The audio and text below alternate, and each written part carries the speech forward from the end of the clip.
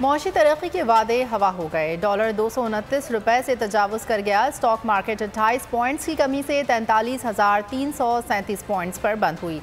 सोना 100 रुपए सस्ता हो गया। डॉलर का बड़ा वार, इंटरबैंक में 72 पैसे का इजाफा 218 रुपए का हो गया। ओपन मार्केट में डॉलर 7 रुपए महंगा। पाकिस्तान स्टॉक मार्केट में उतार चढ़ाव, 28 पॉइंट्स की कमी से मार्केट 43,337 पर बंद हुई। आज मार्केट की बुलंद तरीन सतह 43,486 रही। सोने की कीमतों में गिरावट, 100 रुपए की कमी हुई। फी तोला सोना 1,45,900 रुपए का हो गया। 10 ग्राम सोने की कीमत में 85 रुपए की कमी 1,25,086 रुपए का हो गया। मौशी तरक्की के वादे हवा हो गए। डॉलर 229 रुपए से तजावुज़ कर गया। स्टॉक मार्केट 28 पॉइंट्स की कमी से 43,337 पॉइंट्स पर बंद हुई। सोना 100 रुपए सस्ता हो गया। सब्सक्राइब करें और बेल दबाएं ताकि कोई खबर रह न जाए।